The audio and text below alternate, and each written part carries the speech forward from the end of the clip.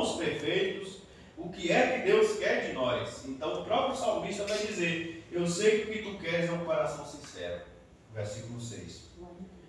Ele reconhece que o pecado dele está no coração dele, ele reconhece que ele é mau desde o ventre da mãe dele, ele reconhece, ele não pecou porque Batseba estava nua, ele não pecou porque, sei lá, as circunstâncias do momento, alguém levou ele a pecar, demônio levou ele a pecar, não!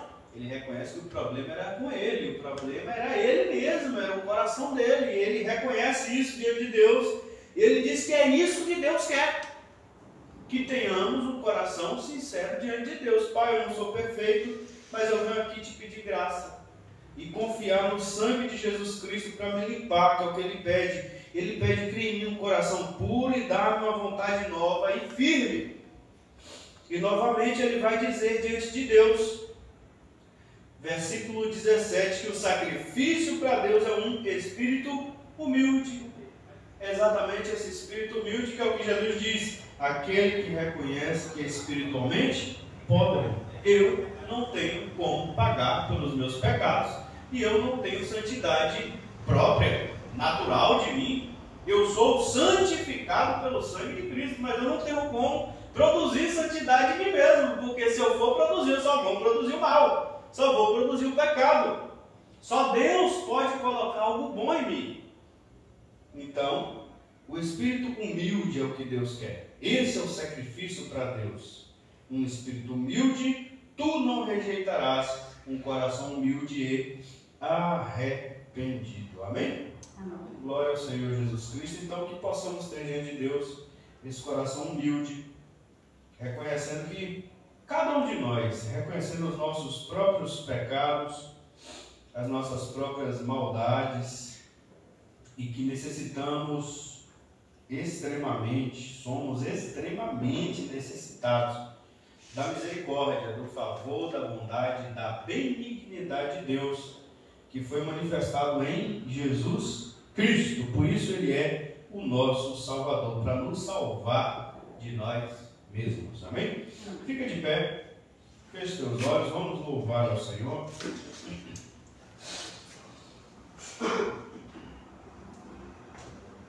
Vamos louvar ao Senhor. Tu és soberano sobre a terra, sobre os céus, tu és Senhor, absoluto. Tudo que existe acontece, tu sabes muito bem. Tu és tremendo, tu és soberano sobre a terra, sobre os céus, tu és Senhor, absoluto. Tudo que existe e acontece, tu sabes muito bem. Tu és tremendo, mas apesar dessa glória que tens, tu te portas comigo também. E esse amor tão grande eleva-me, amarra-me a ti. Tu és tremendo.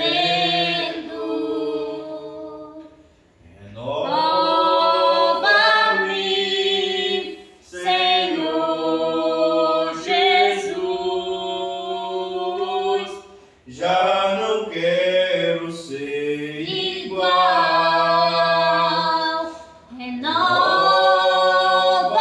Renova-me, Senhor Jesus. Põe em mim teu coração, porque tudo que há dentro de mim, oh glória a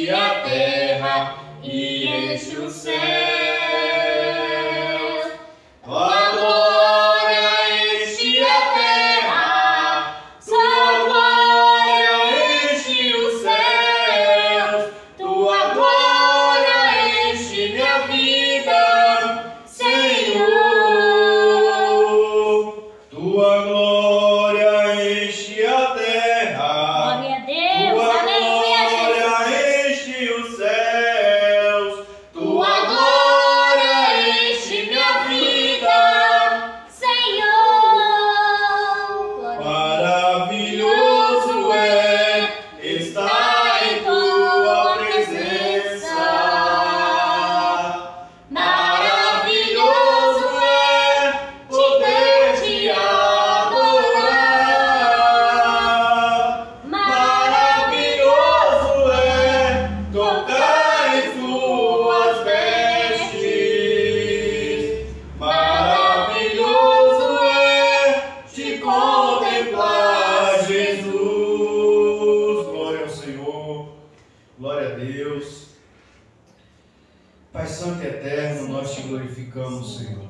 Graças damos a Ti Sim, ó por Pai. tudo, Pai. Sim, Jesus Cristo. Bondoso Deus, rogamos o Teu perdão, Senhor, porque somos pecadores, carentes da Tua misericórdia, da Tua graça. Pelo sangue de Jesus eu peço, Sim, pelo Senhor, nos perdoar os nossos pecados, as nossas falhas, Senhor. Sim. Pai, eu peço que o Senhor venha conceder-nos a Tua graça, o Teu Espírito Santo para nos endireitar, Sim, meu Deus. para nos aperfeiçoar, Sim, meu Deus. para nos fazer, Senhor Deus amado, agradáveis a Ti, Senhor Deus amado. Eu peço que o Senhor venha conceder-nos o Teu Espírito Santo para nos moldar, Senhor, Sim, meu para Deus. nos fazer, meu Pai, mais parecidos com Sim, Jesus. Jesus Cristo, ó Pai. Sim, ó Deus. Bondoso Deus, em nome de Jesus eu peço, toma nas Tuas mãos, Senhor, Sim. as nossas necessidades, a necessidade de cada um nesse momento. Em nome Ó de Deus Jesus. eterno, o Senhor sabe, Senhor, do que nós precisamos. Entregue nas Tuas mãos, Senhor, Sim, as nossas necessidades. Tu és o Sim, Deus ó. Yahvé Jireh, Tu és o Deus Yahvé Sim, ó. Rafá, Sim, Tu és ó. o Deus Yahvé Nissim. Tu Sim. és o nosso Deus, Senhor. Tu és o nosso Pai que nos Sim, ó. criou, que nos formou, Senhor. E aqui estamos em nome de Jesus, o Teu Filho. E eu peço, meu Pai, que as misericórdias do Senhor venham sobre nós. As misericórdias do Senhor que são a causa de nós não sermos consumidos, ó Pai. Sim, Jesus. Eu peço que as misericórdias do Senhor venham alcançar essa pessoa Sim, que está meu nos Deus. assistindo nesse momento, Sim, esse ó culto, Deus. essa live, Sim. para que também seja tocada agora pelo Teu Espírito Santo, ó Pai. Toma nas Tuas mãos, Senhor, nossos lares, nossas casas, Senhor. Livra-nos do maligno, Sim, ó livra-nos do Deus. poder Sim, do meu Deus mal, amado. por Tua bondade e misericórdia, Sim, Jesus. Jesus Cristo. Tu és ungido de Deus, Senhor, porque o Espírito de Deus está sobre o Senhor Jesus para quebrar, Sim, aleluia, as correntes, para Sim, pôr Senhor Deus. os algemados em liberdade, Sim, Senhor, para proclamar a libertação aos cativos, ó Jesus Sim, Cristo é o Senhor, Jesus que proclama o ano aceitável do Senhor, meu Rei. Eu peço que Jesus, o Senhor venha quebrando as correntes, quebrando os cadeados, quebrando as algemas, quebrando, Senhor, abrindo as cadeias, Jesus, concedendo libertação, salvação, vida nova, para a Tua honra, Jesus, para a Tua glória, para o Teu louvor, Senhor. Abre os nossos corações para recebermos Tua santa palavra. Graças damos a Ti, Senhor, por cada pessoa que o Senhor tem. Ó Deus amado, provido, meu Pai, para contribuir com esta obra, Pai. Eu peço que o Senhor venha abençoar cada vida. Ó Deus, cada pessoa que ama esta obra, que ama esse trabalho, eu peço em nome de Jesus, pelo Teu amor, que o Senhor também venha abençoar essas pessoas, ó Pai, em nome de Jesus. Amém. Graças a Deus. Louvado seja o nome do Senhor Jesus. Amém. As palmas louvam o Senhor Jesus.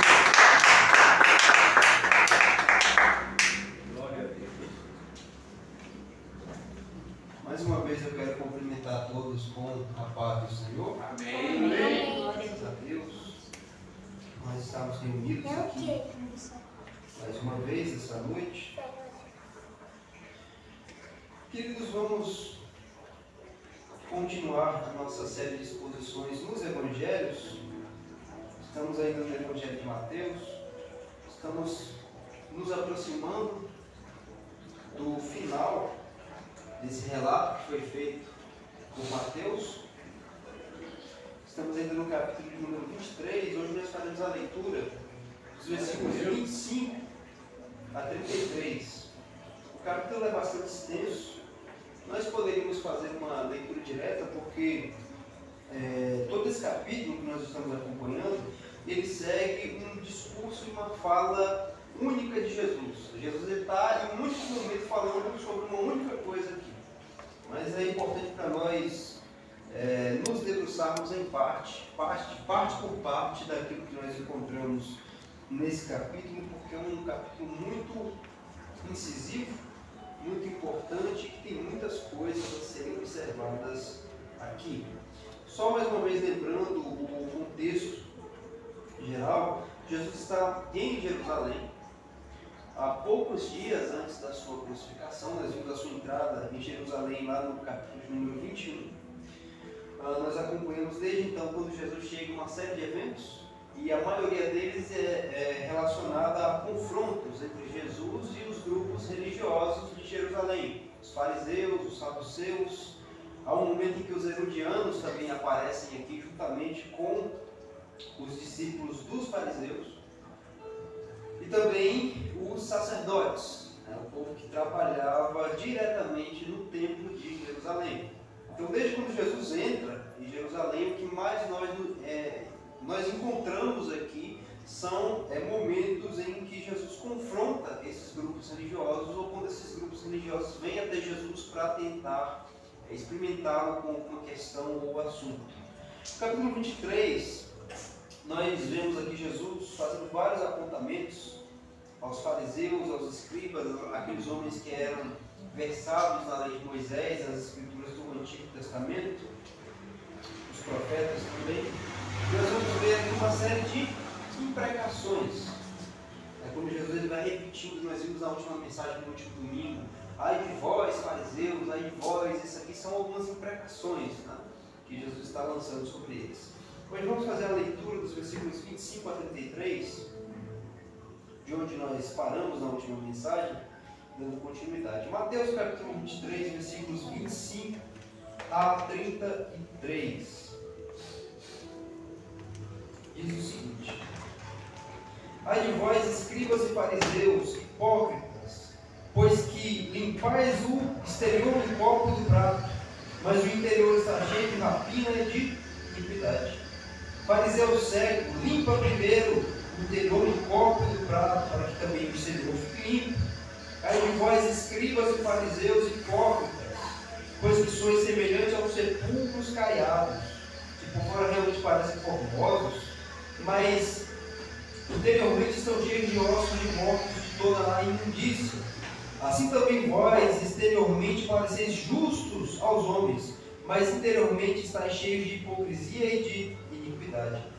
Ai de vós, escribas e fariseus hipócritas, pois que edificais o sepulcro dos profetas e adornais os monumentos dos justos, e dizei: se existíssemos no tempo de nossos pais, nunca nos associaríamos com eles para derramar o sangue dos profetas.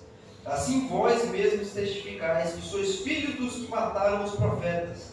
Enchei vós, pois, a medida de vossos pais. Serpentes, raça de víboras, como escapareis da condenação do inferno? Até aqui a nossa leitura. Esse trecho é uma continuação do que Jesus já vinha repetindo, já vinha falando desde então, que nós acompanhamos no início do capítulo de número 23. Ele começa no versículo de número 13, todo esse discurso. Ele primeiro começa falando com as multidões que o cercavam e com seus discípulos. Ele vai dizer: na cadeira de Moisés estão assentados os escribas e fariseus. Observem tudo que eles dizem, isso vocês devem guardar, porém não agem em conformidade com as suas obras, porque eles dizem, mas eles não acompanham, eles não fazem. E aí ele se volta para esse grupo agora, ele tira a atenção da multidão que estava junto com ele, dos seus discípulos, e agora ele se volta para os grupos religiosos. Ele vai dizer: ai de vós, ele sempre vai repetindo isso que nós vamos acompanhando: ai de vós, escribas e fariseus hipócritas. Nós já nos debruçamos aqui no significado dessa palavra, que no grego significa atores ou algo voltado para a atuação. Então Jesus está chamando eles de hipócritas porque eles agiam dessa forma, como atores. Eram pessoas que aparentavam algo exteriormente, mas interiormente eles não eram nada daquilo que eles mostravam diante dos homens. Que é isso que nós acompanhamos durante todo o capítulo, desde o versículo 13 até o presente momento que nós fizemos a leitura. Então vamos acompanhar aqui mais uma vez, leitura verso a verso, para que nós possamos fazer uma exposição mais plena e completa da leitura. 26, mais uma vez, ele diz: ai de vós, escribas e fariseus hipócritas, pois que limpais o exterior do copo e do prato, mas o interior está cheio de rapina e de iniquidade. Fariseu cego, limpa primeiro o interior do copo e do prato, para que também o exterior fique limpo. Então, aqui nós vimos a limpeza exterior versus a corrupção interior. Jesus está usando dois elementos muito comuns no cotidiano: prato, copo, nós também somos muito familiarizados. Nós usamos para a nossa alimentação, para nós nos hidratarmos. E Jesus vai dizer: vocês limpam o exterior do copo e do prato, porém o interior, que realmente é a parte que importa, é onde vai ser depositado o alimento, a bebida, a água, continua e permanece sujo. O prato está lá em cima da mesa, lustrando, bonito, perfeito, por fora, muito bem limpo, muito bem lustrado, porém o interior é inútil tentar colocar alguma coisa ali dentro, porque vai contaminar completamente o alimento. Então essa é a ilustração que Jesus traz. Então Jesus ele usa essa metáfora do copo do prato para denunciar líderes que aparentavam a santidade, mas estavam espiritualmente sujos, estavam espiritualmente manchados. Deus não se impressiona com a aparência religiosa. Nós estamos aprendendo isso desde o início. Jesus vai falando isso aqui no capítulo 23. Deus ele não vai se impressionar com as palavras bonitas, Deus não vai se impressionar com as atitudes exteriores, com a forma como a pessoa se apresenta nas suas vestimentas, na sua postura e tem mais coisas. Ele vai sondar os corações dos homens e, de acordo com o que ele encontra no interior das pessoas, é que ele vai julgar e que ele vai determinar quem é e quem é verdadeiramente não é. Então Jesus ele traz primeiro essa metáfora. A gente vai vendo que ele vai falando por meio de metáforas e de parábolas, de uma forma parabólica, para ilustrar muito bem aquilo que ele quer dizer. A segunda metáfora, ou parábola que Jesus vai dizer, vai contar aqui no versículo 27 e 28, onde ele diz: ai de vós, escribas e fariseus hipócritas, pois que sois semelhantes aos sepulcros caiados, que por fora realmente parecem formosos, mas interiormente estão cheios de ossos de mortos e de toda imundícia. Assim também vós, exteriormente pareceis justos aos homens, mas interiormente estáis cheios de hipocrisia e de iniquidade. Jesus usa aqui a ilustração dos sepulcros, dos túmulos. E ele diz sepulcros caiados, ou seja, os sepulcros que eram cobertos por misturas com pó, com cal. E isso era muito comum no meio do povo judeu por conta dos rituais, das leis cerimoniais de impureza. As pessoas não poderiam tocar nos corpos dos mortos ou ficariam cerimonialmente impuras. E não poderiam tocar aonde os mortos também eram depositados, que eram os sepulcros. Então eles caiavam, passavam cal nos sepulcros por fora, para evitar esse contato que poderia contaminá-los e deixá-los impuros. E claro que o cal, como é um pó branco, ele deixa uma aparência muito bonita e uma certa textura na superfície em que ele é aplicado. Então Jesus vai dizer: vocês são como sepulcros caiados, vocês até têm uma beleza por fora. O sepulcro, quando ele é caiado, ele é betumado com cal por fora, ele é aparentemente muito bonito, por conta da cor e da textura que o cal deixa na parede, na superfície em que é aplicado. Mas ele vai dizer: assim como os sepulcros, ou seja, como os túmulos, vocês estão bonitos por fora, como os sepulcros caiados, porém são como os túmulos, que por dentro estão cheios da imundície, dos ossos dos mortos e de tudo aquilo que é impuro e vil. Então Jesus ele continua na mesma linha, demonstrando aqui a aparência exterior que aqueles grupos religiosos, que aqueles homens demonstravam. Ele vai dizer: assim sois vós, vocês parecem justos diante dos homens. Ou seja, vocês têm realmente uma aparência piedosa, vocês têm uma aparência realmente justa. A conduta de vocês realmente parece testificar que vocês são realmente pessoas consagradas. Mas Jesus vai dizer: o interior de vocês está contaminado. O que isso quer dizer? Quer dizer que as intenções dos corações desses homens eram vis, eram mentirosos e eram completamente desligados daquilo que eles faziam por fora. Se a gente voltar lá no Sermão da Montanha, a gente vai ver Jesus ensinando algumas práticas do capítulo número 6, como a oração, como o jejum, como as esmolas. E ali uma coisa que nós aprendemos é que Jesus enfatiza a motivação correta para se fazer essas coisas. Inclusive, Jesus vai condenar esses grupos religiosos nessas condições que a gente aprende lá no capítulo número 6, no Sermão da Montanha. Ele vai dizer: vocês, quando orarem, não façam como os hipócritas, não façam como eles que oram diante dos homens nas praças em alta voz para serem vistos pelos homens. Ele vai dizer: eles já receberam a sua recompensa, que é a atenção que eles estão buscando. Mas vocês, quando orarem, vocês vão em secreto e orem ao seu Pai que vem em secreto, e Ele recompensará. Jesus está mostrando ali qual é a motivação correta. Vocês, quando orarem, não devem ter por motivação da sua oração ser vistos pelas outras pessoas sob pretexto de que vocês são homens piedosos e santos com essas orações que vocês fazem na frente dos outros. Então, com isso que nós observamos no Sermão da Montanha, nós aplicamos aqui também esse mesmo princípio.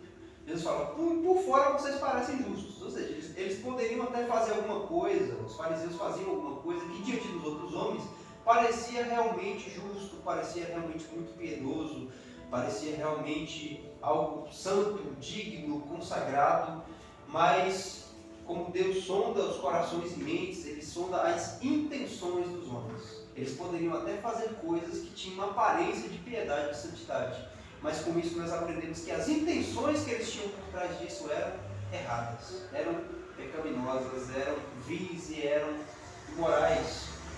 E portanto toda aquela justiça que era aparente diante dos homens se perdia. É aquela justiça que nós vemos o profeta Isaías dizer que é como um trapo que recobre as feridas de um imundo, de um leproso. Né? Não tem valor nenhum, não tem nenhum reconhecimento, não salva, e diante de Deus é como uma coisa realmente imunda. É isso que Jesus vai ensinando aqui nesses versículos em que nós estamos nos debruçando aqui. E aqui a aparência ela pode enganar até mesmo os homens. Jesus fala: diante dos homens vocês parecem justos, mas não diante de Deus. Né? A verdadeira santidade vem de um coração que é regenerado. Lembra que nós acabamos de ler aqui na abertura desse culto, no Salmo de número 51? Cria em mim, ó Deus, um espírito novo, um coração quebrantado. É isso que realmente chama a atenção de Deus, é onde Deus está perto. É de um coração que é contrito, quebrantado, que é sincero diante dele, que assume as suas falhas, que assume os seus erros, que assume a sua natureza caída, pecaminosa e má, e que tem disposição a observar tudo isso, se levantar, se erguer e diante de Deus pedir humildemente misericórdia, que Deus o transforme. E esses homens, confiando na própria justiça, não tinham um mínimo de humildade para reconhecer isso, que eles precisavam de redenção, que eles precisavam de regeneração dos seus corações e de que eles eram realmente maus e perversos. Continuando nos versículos 29 a 31, nós observamos o seguinte: ai de vós, escribas e fariseus hipócritas, pois que edificais os sepulcros dos profetas e adornais os monumentos dos justos, e dizeis: se existíssemos no tempo de nossos pais, nunca nos associaríamos com eles para derramar o sangue dos profetas. Assim vós mesmos testificais que sois filhos dos que mataram os profetas. Aqui eles afirmam rejeitar os erros que os seus antepassados cometeram. Os antepassados do povo de Deus cometeram esses erros, como a morte dos profetas. Inclusive Jesus mais à frente ele aponta aqui um desses profetas, que foi o profeta Zacarias. E aqui eles afirmam que rejeitam esses erros, essas transgressões, essas falhas morais grotescas cometidas pelos seus antepassados, mas agem da mesma forma com o próprio Filho de Deus. Eles dizem que estão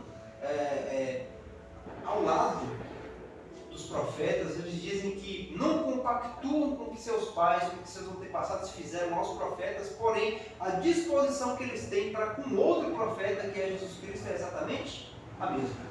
Tanto que não são poucas as vezes em que a gente vai ver no meio dos evangelhos relatos de que eles se ajuntavam para elaborar um jeito de matar Jesus, não somente de prender, mas de matar Jesus. Ou seja, eles diziam, é por isso que Jesus chama eles de hipócritas. Eles dizem rejeitar tudo que os pais deles fizeram em eras passadas na nação de Israel, como a morte dos profetas, a perseguição aos justos. Mas quando chega a vez deles de mostrarem a diferença disso na pessoa de Jesus Cristo, eles cometem exatamente o mesmo erro. Mais à frente nós vamos ver a consumação desse erro, que eles realmente investem contra Jesus para o matar e realmente assassinam o Filho de Deus. Então, com isso, nós devemos tomar cuidado sempre com uma fé que é apenas de fala, uma fé que é apenas da boca para fora. Nesse caso aqui era justamente o que eles manifestavam, era uma fé que era só da boca para fora. Nós não compactuamos com o que nossos pais fizeram aos profetas. Porém, na geração deles, quando se levanta um, eles matam, eles perseguem, eles o contradizem, tentam refutá-lo e depois o matam. Que foi o que eles fizeram com Jesus. Então, nós devemos ter cuidado com uma fé que é apenas de fala, né? E para eles era possível honrar os profetas do passado, mas rejeitar a verdade de Deus revelada no seu próprio Filho Jesus Cristo. Continuando no final da leitura que nós fizemos, versículos 32 e 33. Enchei vós, pois, a medida de vossos pais, serpentes, raça de víboras, como escapareis da condenação do inferno?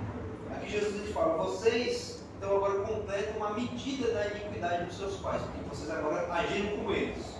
Então a iniquidade que já vinha sendo cometida desde os pais de vocês, agora se completa na geração de vocês pelas suas atitudes que vocês estão tendo agora.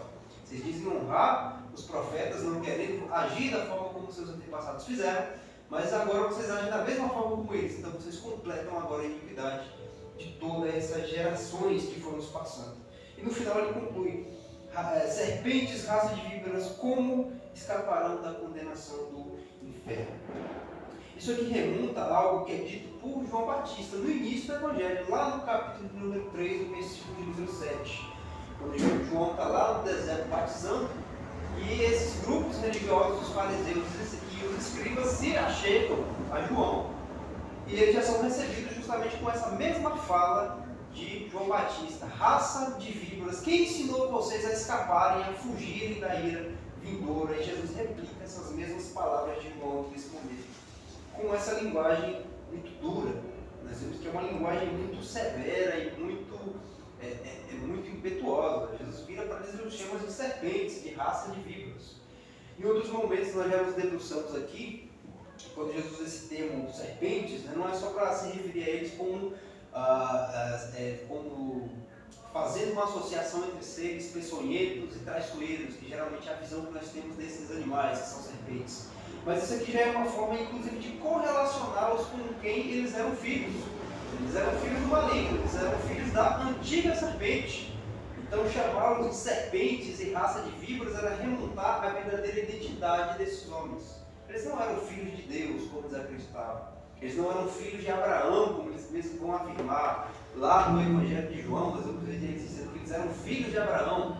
Eles não eram esses filhos, eles eram filhos da antiga serpente. Eles eram filhos do maligno. Mais uma vez remontando que nem todo aquele que se encontra no meio do povo de Deus, que ser parte desse povo, que ser parte dessa história de redenção, é de fato filho de Deus. Mas naquele dia se provará como alguém que foi e será filho do maligno. E aí Jesus vai dizer, como é que vocês pretendem, como é que vocês podem querer escapar da ira vindoura? Jesus está remontando aqui o fato de que eles fazem essas coisas todas que ele vem dizendo, que ele vem apontando desde o início do capítulo, e eles ainda tinham a perspectiva de que escapariam do juízo de Deus que se manifestaria claramente. Há um limite para a rejeição de Deus e o juízo é completamente real. O juízo de Deus é algo que vem sendo mencionado e aplicado na Escritura desde muito antes desse momento aqui, desde muito antes da entrada de Jesus na história da redenção e na história da humanidade. O juízo de Deus é real e há um limite para a rejeição contínua do ser humano a Deus, da resistência contínua do ser humano à palavra de Deus. Há um ponto em que Deus vai despejar o seu juízo. Esse juízo ele é real, ele é evidente, ele é claro. Nós aprendemos com as Escrituras que esse mesmo Jesus aqui que vai ser aquele que vai trazer, que vai manifestar esse juízo. E a hipocrisia contínua leva justamente à condenação. Aí Jesus, quando ele finaliza dizendo isso, ele está dizendo, vocês fazem tudo isso, continuamente fazem, que rejeitam qualquer palavra de repreensão, vocês rejeitam qualquer maneira de correção, disciplina. Vocês estão achando mesmo que vocês vão conseguir ainda assim escapar da ira que vai se manifestar no futuro? A mesma coisa nós podemos aplicar nos dias de hoje. A pessoa peca, ela se desvia para suas sendas tortuosas, ela vive longe de Deus, ela rejeita continuamente, diariamente, a misericórdia e a graça de Deus, e ela ainda tem a perspectiva de que ela vai conseguir escapar desse juízo que há de se manifestar naquele grande dia. Jesus está dizendo claramente, uma pergunta retórica: não tem como escapar desse juízo. Ele há de se manifestar, e se a pessoa continuar seguindo esses mesmos caminhos, essa rejeição contínua à voz de Deus, à voz do Espírito Santo, a rejeição contínua a Jesus Cristo, Salvador e mediador dessa nova aliança, o juízo vai se manifestar e não há nada que essa pessoa poderá fazer para se salvar, por ver finalmente se manifestar. Algumas aplicações que nós podemos fazer disso tudo. Primeiro é o autoexame. Todas essas palavras de Jesus que ele vai dizendo que desde quando ele entra em Jerusalém, cada novo confronto com esses grupos religiosos, nos leva a irmos ao princípio do autoexame. Mais uma vez citando o que o apóstolo Paulo fala aos Coríntios na sua segunda carta: examinai a vós mesmos para vocês saberem se estão realmente na fé. Esses homens aqui, esses grupos religiosos, eles acreditavam que estavam na fé. Então eles rejeitaram veementemente Jesus Cristo como se ele estivesse errado, porque eles realmente acreditavam que o que eles faziam estava certo. Eles realmente acreditavam que o que faziam condizia com a fé verdadeira no Deus Altíssimo. Eles acreditavam realmente que aquilo era seguir a lei de Deus que veio por intermédio de Moisés.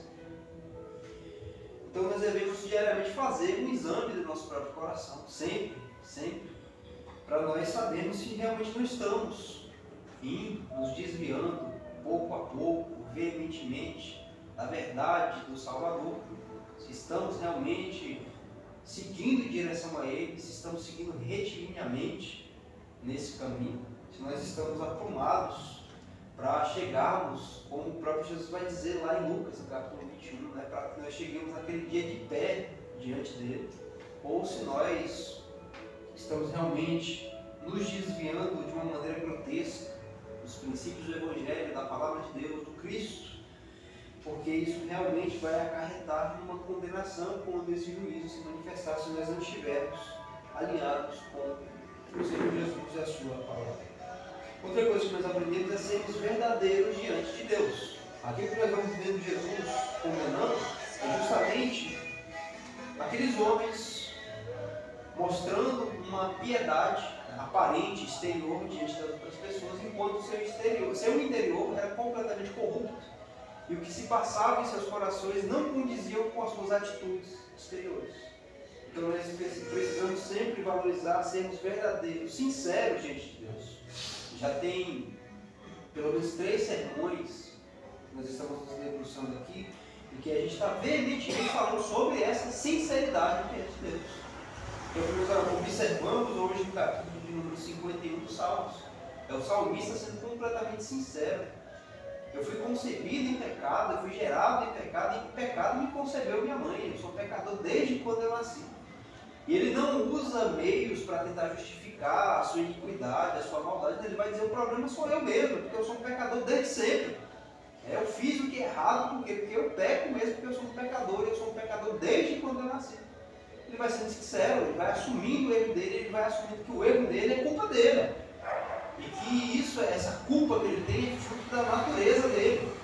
E por isso ele vai pedir, com base nessa sinceridade, ele vai pedir a Deus: cria em mim, ó Deus, um espírito novo, renova em mim esse coração, me regenera, me purifica. É por isso, é a sinceridade que vai levar nós reconhecermos diante de Deus as nossas falhas, os nossos pecados, a nossa maldade, e nós nos agarrarmos a Ele, porque Ele vai ser o único capaz de nos tirar dessa condição, de nos limpar, de nos regenerar, de nos fazer novos de novo.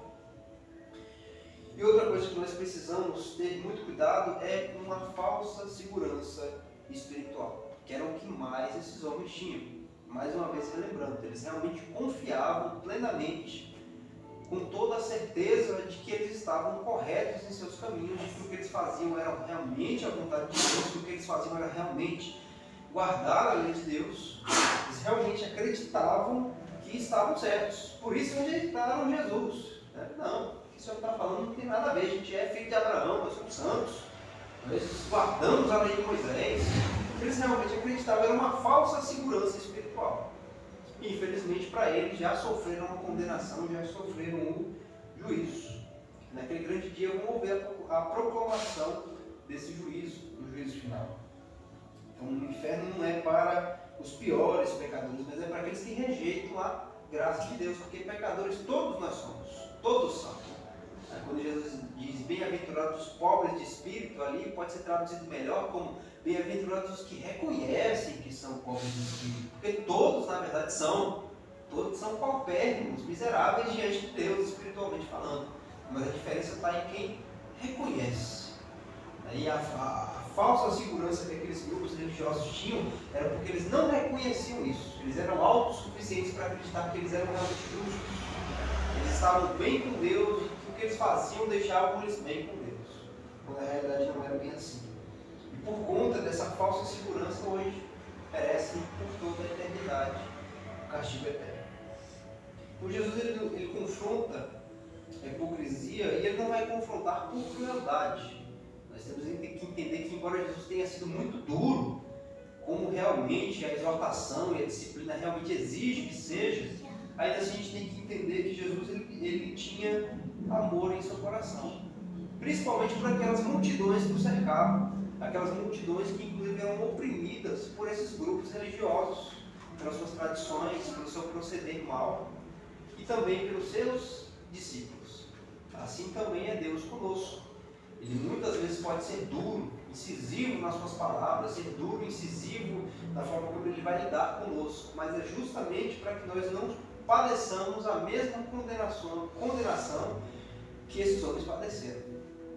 Jesus ele vai ser muitas vezes muito duro conosco, mas não é por crueldade, não é por instintos impetuosos, raiva, não, é porque justamente porque ele nos ama e porque ele não quer que nós vamos no mesmo caminho dos injustos, é que ele muitas vezes vai ser duro dessa forma. No caso aqui desses homens, como já eram réprobos, já eram pessoas reprovadas por Deus, condenadas mesmo, então Jesus está sendo duro com eles porque eles eram realmente inimigos de Deus e o seriam para todo o sempre.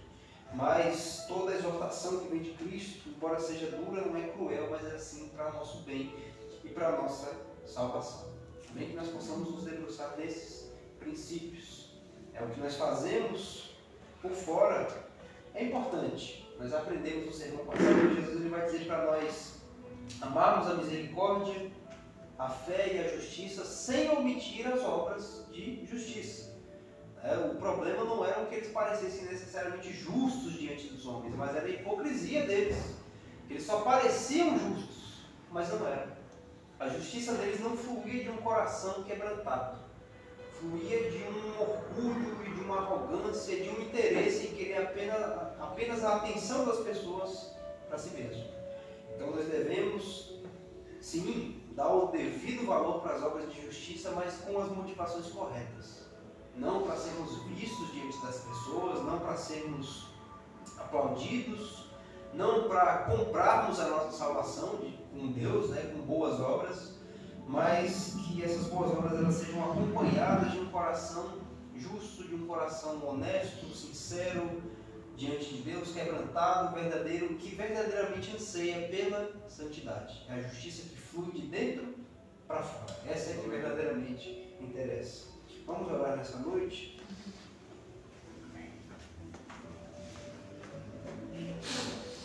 Deus Pai Todo-Poderoso, Deus Filho, em quem nós cremos, Deus Espírito Santo, que habita em toda